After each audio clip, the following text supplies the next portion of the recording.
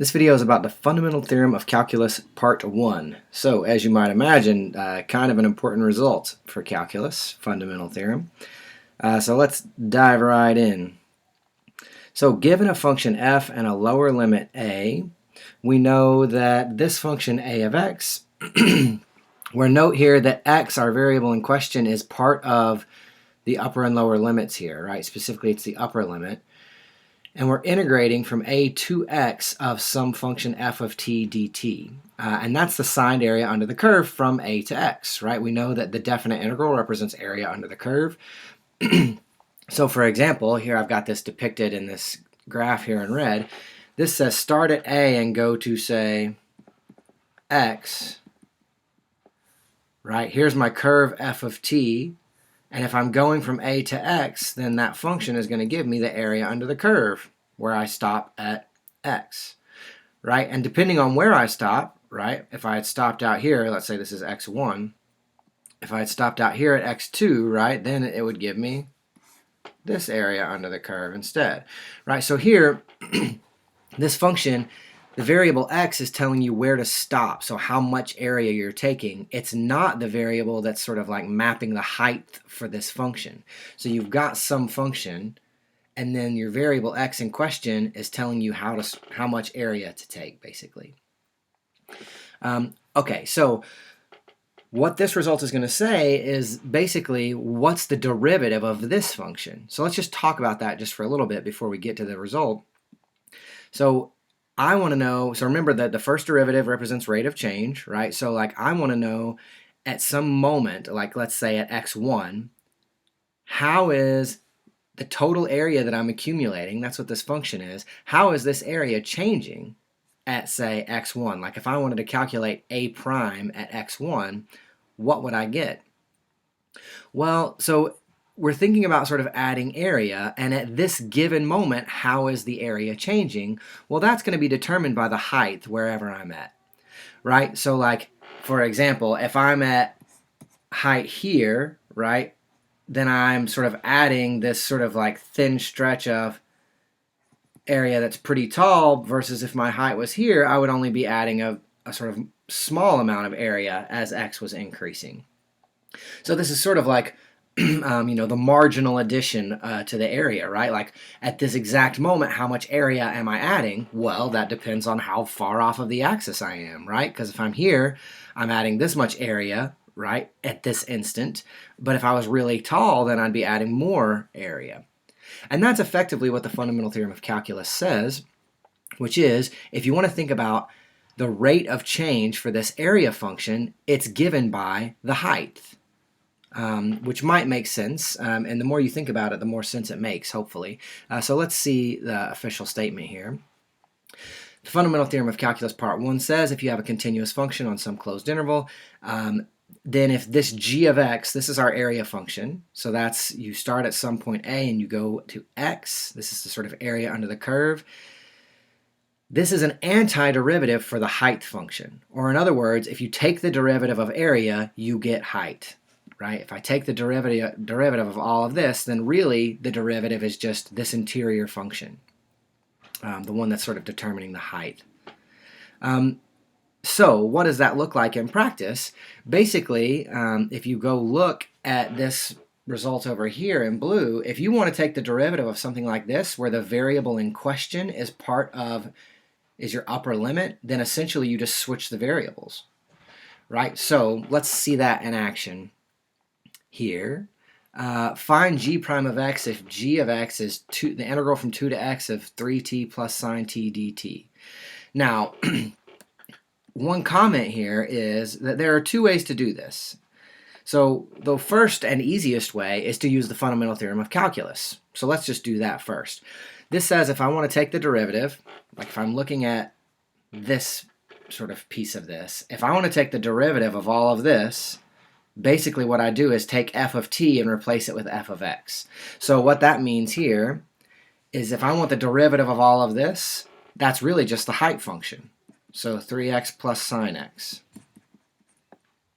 Because effectively all I'm doing is taking this function, which gives the height, and saying instead of t being my variable, x is now my variable. That's what this says. This function is giving me height, and instead of t being my variable, x is supposed to be my variable. So that's what this looks like in practice. Okay? Now, we do have another way to do that, which is I could take the antiderivative for this and evaluate it at x and then evaluate it at 2 and then take the derivative of that, right? And if you do that, right, like if we tried to do this the other way, we can say, oh, well, this should be 3/2 t squared minus cosine t evaluated from 2 to x, right? Sort of using the definition of a definite integral. Well, then if I evaluate this, I'm going to get 3/2 x squared minus cosine x minus 3/2 2 squared minus cosine 2.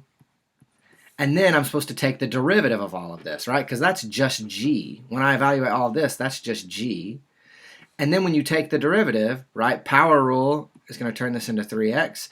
Derivative of cosine is negative sign combined with this negative will give me positive sign. And then all of this is just a constant, right? So it's going to disappear. So it's going to give me the same thing. So all this says, the fundamental theorem of calculus basically says is the height function represents the rate of change for the area function. So you can just switch the variables. And you don't have to go through this whole find the antiderivative and then just take it right back again. Okay, so this is the derivative. And now let's calculate g prime of 0, g prime of pi halves, and then g of 2. Okay, so g prime of 0, that's 3 times 0 plus sine of 0. That's just going to be 0. Okay, g prime of pi halves, right? 3 times pi halves plus sine of pi halves. That's going to be 3 pi halves plus sine of pi halves is 1. Right, so you could either make a common denominator or not. And then the last thing is asking us g of 2, and the reason I've included this one is to sort of observe something else. So if I want g of 2, note this is not the derivative, so I'm about taking the integral up from 2 to 2 of 3t plus sine t dt, right, because my original function, this is where I'm plugging in my x. And you might want to pause and ask yourself what you think this answer is. It does not require fancy machinery. So if you're back from thinking about it, if I take the integral from 2 to 2, or if I take the area under the curve on no interval, then I'm just going to get 0, right? So anytime the upper limit matches the lower limit, then of course the area under that curve is nothing. Okay, so this is sort of a basic use of the fundamental theorem of calculus, right? So, sort of amounts to a variable switch. Let's ramp it up a notch. So now, instead of having a plain x in my upper limit, I've actually got a function that uses x. So here I'm supposed to be finding the derivative with respect to x, and my variable x, right, is sort of showing up inside my integral. So I'm going to break this down. This is effectively a chain rule problem. So I'm going to be thinking about this new function, say a of x. And a of x I'm going to let be the sort of underlying simple version of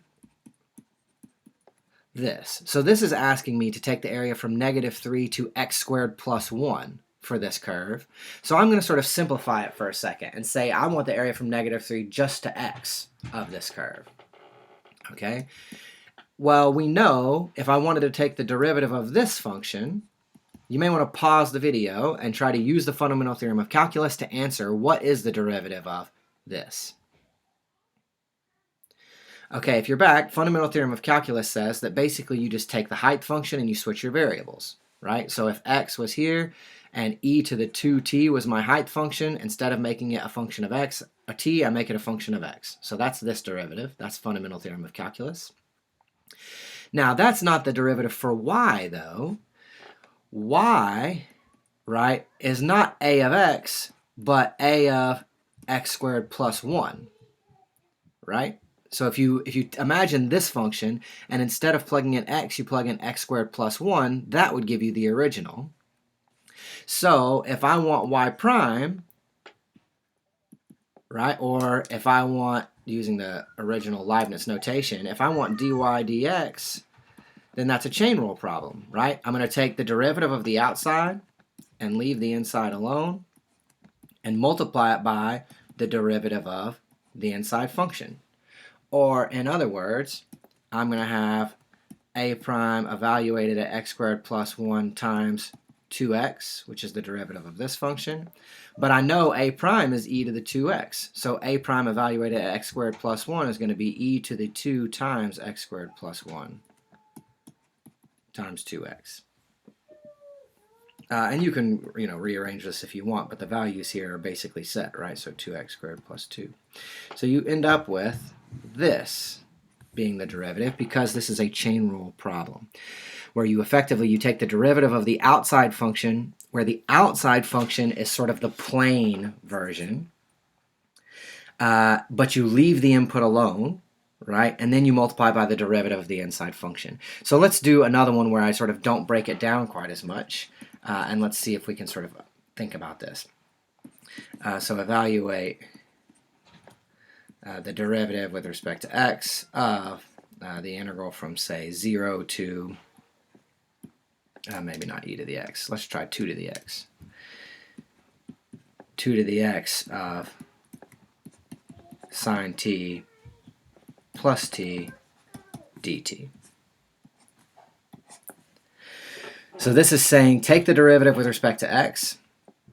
So again, I could break this down sort of the same way I did in the example above, but the effect of this is I take the derivative of the outside piece, which is this integral function, leaving the input alone. So that means that what I'm going to do is take sine, and instead of making it a function of t, right, here's my height function, which is supposed to represent the sort of rate of change for this area function in general. So plain fundamental theorem of calculus says take your variable, instead of making this a function of t, you make it a function of x. But now, because I'm sort of leaving the inside alone for chain rule, it's a function of 2x. So everywhere there's a t here, I'm going to put a 2x in. This is sort of representing the derivative of the outside leaving the inside alone. And then, because it's a chain rule problem, I'm also going to have to multiply by the derivative of the inside function. So I'll end up with sine of 2 to the x plus 2 to the x times the derivative of this, which you may want to pause and remind yourself what that is. If you're back, it's 2 to the x times the natural log of 2. And you can distribute, or not, but this is the sort of the big idea. So the fundamental theorem of calculus, in plain words, says that the derivative for area is height, right? Like if I want to take the derivative of a function that's giving me the signed area under the curve, the derivative will be the height at whatever point in question I'm dealing with. And of course the height, right, is whatever the actual curve is on the inside of your integral. So if you want to take the derivative of something like this, right, the integral from 2 to some unknown variable stopping point, you take the function that's representing height and say, oh, well, this function at wherever the point in question is, that's going to be the derivative. Okay? I don't know if you can hear my kids screaming in the background, but then if you have something more complex, right, you've got this sort of function up top, and then this is a chain rule problem, right? So instead of stopping at just x, we're stopping at x squared plus 1. So we think about the sort of outside function being the integral, and then the inside function being this piece. And then you use chain rule like normal. So this is what the fundamental theorem of calculus, part 1, says.